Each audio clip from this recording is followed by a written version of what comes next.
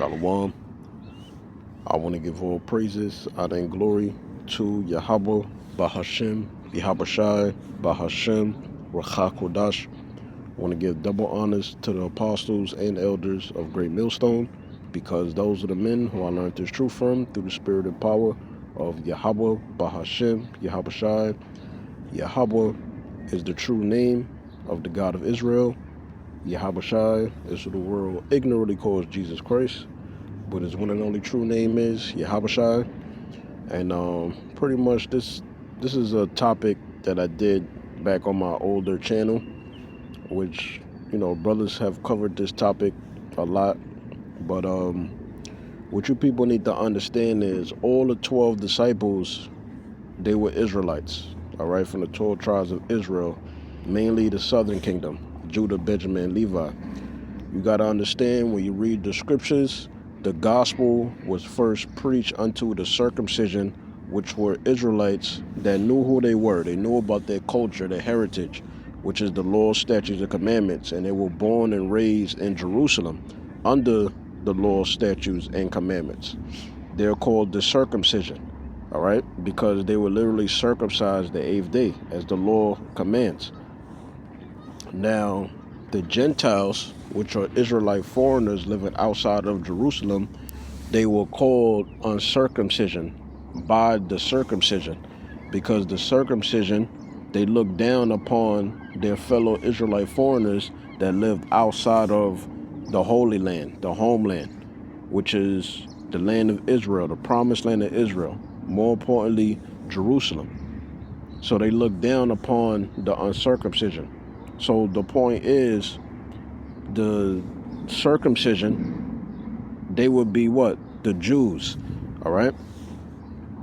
So now, let's read this about Simon the Zealot, because they think that Simon the Zealot is an actual Canaanite. Oh, you see, one of the 12 disciples is a Hamite. See, that means salvation and the gospel is for all, but you don't understand what the word Canaanite mean in the Greek. We're going to go into it. So I typed in Simon the Canaanite, or Zealot, right?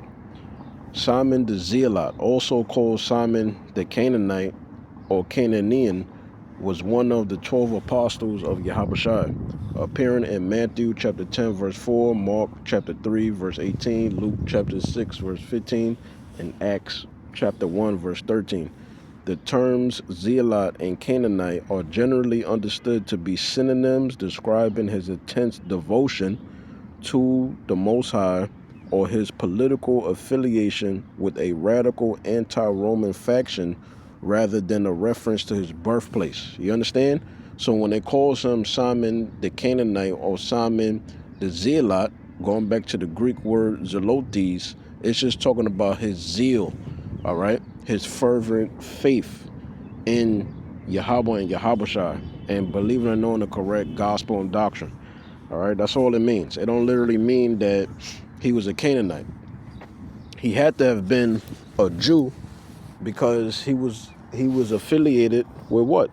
The Zealots, all right, which were ultimately just Southern Kingdom, which represent Judah, Benjamin, and Levi. Because in order for you to understand the history of the Southern and Northern Kingdom, you got to read 1 Kings, the 11th and the 12th chapter, to understand when King Solomon got old, the Most High Yahweh took the kingdom from him, all right?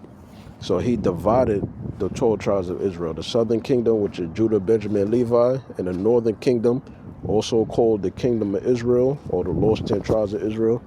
You know, they went with Jeroboam, all right? So that's what you got to understand. So the Zealots, they were mainly just Jews. They could have been from Judah, Benjamin, or Levi. So that's where Simon the Zealot comes from, all right? So let's go down here. Key aspects of Simon the Zealot. Meaning of names. The King James Version, KJV, calls him Simon the Canaanite or Canaanian. In Matthew and Mark, while other translations use Zealot, the term Canaanite here is a translation of the Hebrew word kana, meaning to be ardent or zealous, all right? Luke's writings specifically call him the Zealot or Zelotes, which represents what? One of his characteristics. Continuing on, political affiliation. He is widely understood to have been a member of the Zealots, a passionate Israelite or Jewish, right? They talk about Southern Kingdom, political movement that advocated for the violent overthrow of Roman rule and opposed paying taxes to Rome. Okay, so it says apostolic life. Despite his likely radical political background, Simon was chosen by Yahushua.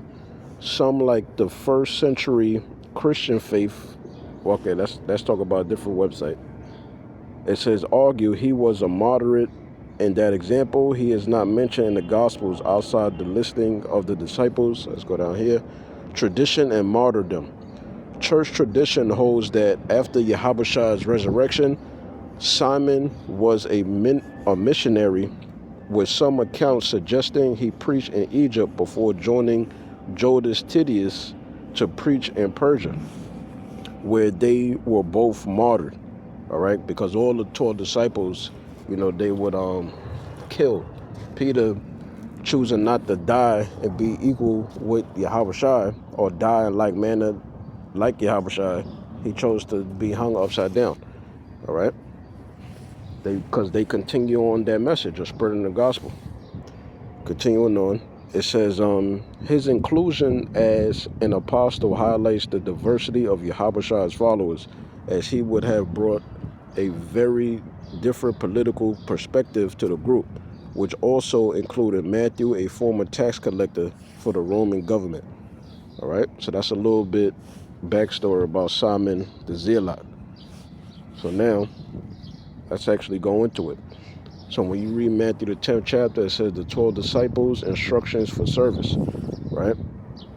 Matthew 10:1, and he had called unto him his 12 disciples. He gave them power against unclean spirits to cast them out and to heal all manner of sickness and all manner of diseases.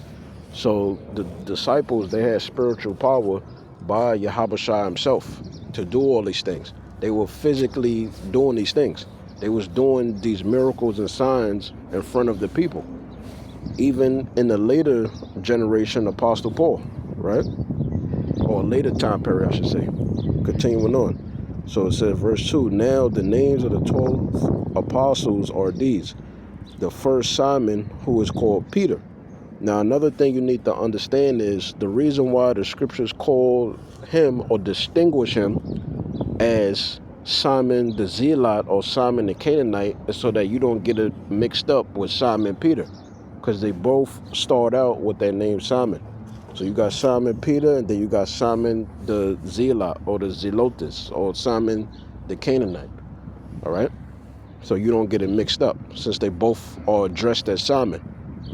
So it goes on to say, verse 2, now the names of the 12 apostles are these. The first, Simon, who is called Peter. You see how the scriptures do that? So you don't get it confused. And Andrew his brother, James the son of Zebedee, and John his brother, Philip and Bartholomew, Thomas and Matthew the publican, James the son of Eliphaz, and Lebbaeus, right, whose surname is Titius, Simon the Canaanite, and Judas Iscariot. And we know when we read Acts the 11th chapter, Judas Iscariot was replaced by Matthias. All right. Now, when you read Matthew 10:4, it says Simon the Canaanite. So that's going to this word Canaanite. Let's see what it is in the Greek. Strong's G 2581, Cananias. Thayer's lexicon, Canaanites. The biblical usage, when it says Simon the Canaanite, it means zealous, representing what? His characteristics, his fervent faith, how passionate he was as one of the disciples, but as a servant and follower of Yahushua. All right, that's all it means. It don't mean that he was a literal Canaanite. None of the 12 disciples were heathens. It says the surname of Apostle Simon, otherwise known as Simon Zelotes. All right, Zelotes going back to what? Or Zelotes going back to what? His characteristics of having a fervent zeal, being extremely passionate. All right. So that's it with that. So now, let's read when it says in Luke. Luke 6 and, let's see. Okay, Luke 6 and 13, it says, and when it was day, he called unto him his disciples, and of them he chose 12, whom also he named apostles. Simon, whom he also named Peter. So you see how the scriptures do that. It says, and Andrew's brother, James and John, Philip and Bartholomew.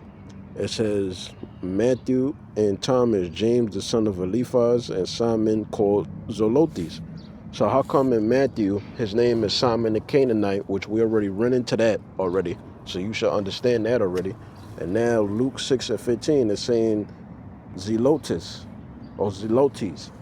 Which one is it? Is he Simon the Canaanite or is he Simon Zelotes? Well, the words, it means the same thing. All right? It's going into what? His zeal, his passionate zeal as a faithful believer in Yahushua.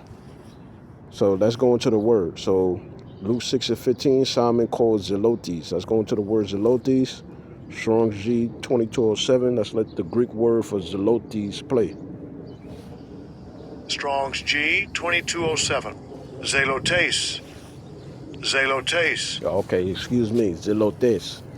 So let's go to the biblical usage. It says one burning with zeal, a zealot. That's why he was called that. Simon the Zealot, or Simon the Canaanite, or Simon the Zelotes, right? Because it represented his characteristics, his burning zeal. He was a fervent believer in Yahushua. He really believed on this gospel, right? Used of the Most High as jealous of any rival or sternly vindicating his control, most eagerly desirous of zealous for a thing, to inquire a thing, zealous of, to defend and uphold a thing, vehemently contending for a thing. So based off of what we're reading, this is his characteristics. That's why he got that surname like that. Simon surname Canaanite, or Zelotes, or you know what it says. All right. So that's it with that. So now we understand that. All right. He wasn't an actual Canaanite. It just represented his characteristics. So let's read this, and then I'm going to close the lesson out. So it says, yes, Simon the Zealot was a Jew. All right? The Zealots were Jews. So how can he be a Canaanite? He's not a Canaanite. Yes, Simon the Zealot was a Jew and one of the 12 apostles of Yahushua, likely belonging to a radical nationalist Israelite movement. His moniker, the Zealot, right? Moniker means a subname or surname, like a nickname. His moniker, the Zealot, or the Canaanite, from Aramaic, Quanan, suggests he was fiercely dedicated to Israelite law or a member of the group fighting against Roman occupation in Judea. That's why he got that title like that, all right? The whole movement of the Zealots was dedicated to what? Violently through the act of war, taking down the Romans. Continuing on. So now him coming under the banner of Yahushua, he got to put that, which would be violent aggression, right? Wanting to take down the Roman Empire, into what? Being spiritual and spreading forth the gospel. So it says key details about Simon the Zealot. Political context. The Zealots were fanatics seeking to expel Romans to reclaim Israelite land. They were known as freedom fighters to Jews, and according to whatever the hell that site is, were involved in the later war against Rome. Another interpretation. Some interpretations suggest Zealot refers simply to his passionate nature or devotion to Mosaic law. It says rather than membership in the organized revolutionary group. It says differentiating from others. He is often called the Zealot or the Canaanian to distinguish him from Simon Peter. So now you understand that. All right, conversion and ministry. As a disciple, he likely abandoned the violent political agenda of the Zealots for Yahushua's spiritual kingdom. Traditions, according to, particular people that did research, tradition states he preached in Egypt and Persia, where he was later martyred. All right. So that's pretty much it. Lord willing, you got some clarity on things. Shalom.